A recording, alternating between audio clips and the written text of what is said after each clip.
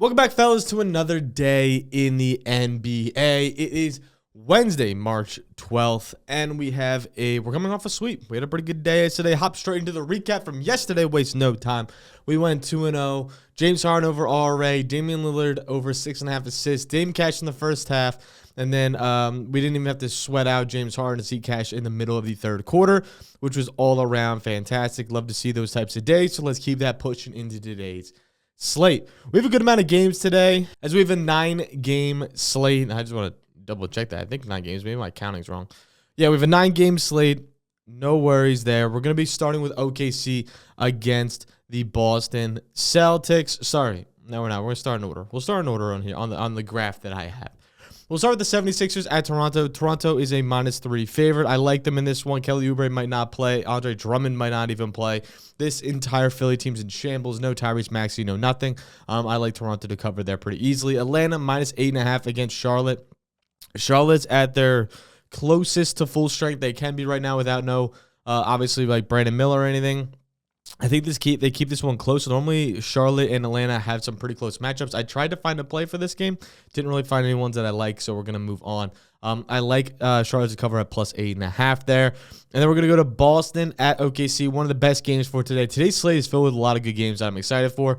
Boston at OKC, -4.5 is the line. I like OKC to cover that pretty easily, +4.5. They just seem like the better team right now. Chet's playing full strength. Isaiah's playing full strength. So this OKC team is ready to go. Jason Tatum's questionable. Porzingis is questionable. I think Jason Tatum's going to play. I don't know if KP is going to play or not. Heading on to the next play, the Dallas against the Spurs. Spurs are favored at -5. I think that's a pretty good spot. This Dallas team looks like on paper and is one of the worst teams I've ever watched with my damn two eyes. Just really fucking bad overall. And PJ Washington starting at the center position. So that already is a small ball lineup. They're in shambles. They don't really have much going for them. They have like 7 starters right now. It's insane. And then they have Phoenix at Houston. Oh, sorry. Next on our list, we have Memphis at the Jazz. Memphis -14.5. Don't even think about it. Next question. And then we have Phoenix and the Rockets. Another great game we have here. I'm excited for this one. I think Phoenix is going to be able to cover this at +4, 4.5. If you can get it 4.5, I like them. If you can only get it at 4, I think I would lean Houston or just stay away. But I think Houston has a pretty good narrative here. Tyree Easton starting against Bull. Alfred Sengun obviously against Nick Richards should be a pretty good matchup. I think KD matches up well with the front court here without Amon, which creates a really good offensive scoring day for them. So Phoenix should be able to keep up with Houston here with no Amon, and I think that creates a really good line there at +4.5 or +4. The Clippers to cover -1.5 against the Heat. The Clippers are coming off a back-to-back. I like the Heat here to cover. Actually, the Clippers have been playing pretty good basketball, but there is no Kawhi Leonard. No Kawhi Leonard means I'm going to lean the Miami Heat, as Wiggins and Ware are playing in this game, so it should be a pretty good cover by them. And then the Knicks at Portland. I like the Knicks to cover -5. Obviously, there's no Jalen Brunson in this game, so that's going to push Miles McBride to the 1, Mikal to the 2, and Josh Hart to the 3. Should create a pretty good matchup there for them. With that last game being Denver at Minnesota, this is always one of my favorite matchups every single time they play. I love this matchup. Minnesota at Denver. Gobert might play. We're not so sure, but everyone's playing for Denver outside of Aaron Gordon. So it's going to be Russell Westbrook, Jamal Murray, Christian Braun, Michael Porter Jr., and Nikola Jokic with Russell Westbrook starting. It should create a pretty fun game to watch.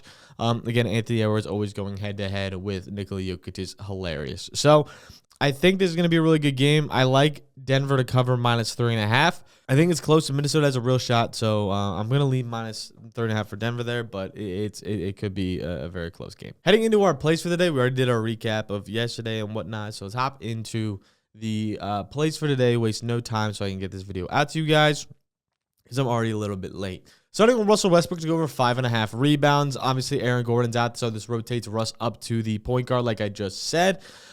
His role is going to see around 30 minutes tonight. Every time he has started, he's averaging over 30 minutes. He's at over this mark in 75% of games in those 30 minutes without Aaron Gordon, 9 of 12 games. And this Minnesota team led the 3rd most rebounds to opposing point guards in the past 7 games this season. Obviously, that's a great matchup. Russ has already hit over this line in both of his first 2 games against Minnesota.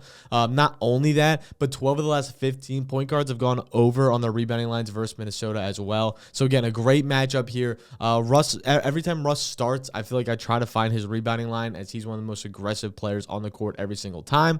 We all know how Russell Westbrook plays.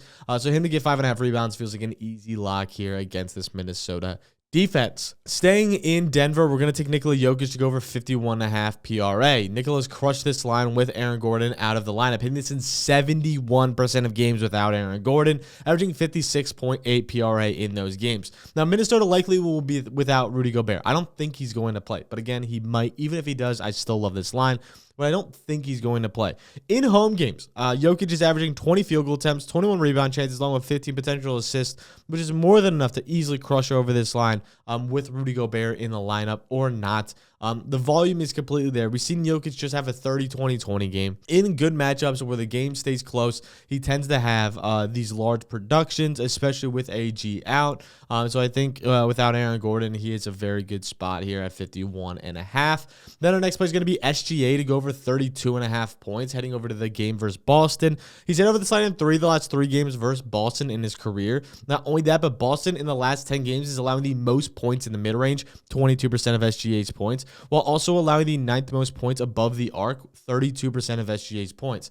When in home games this season, Boston allows the 9th most points to opposing point guards. And SGA has crushed this line in 3 of the last 4 games this season, averaging 37.6 points per game off 24 field goal attempts, while also taking 9 free throw attempts per game. Great matchup. Ton of volume. He should go off versus Boston. It should be a close game. They are dogs in this game.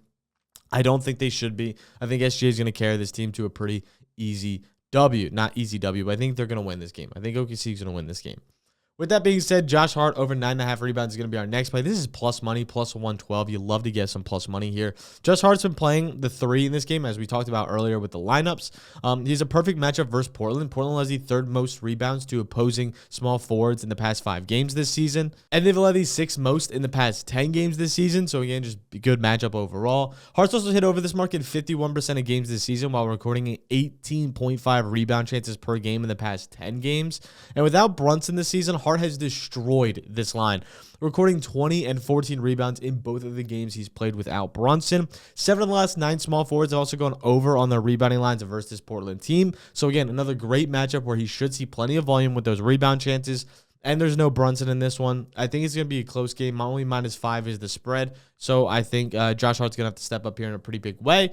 Getting plus money, that's really where the value is here.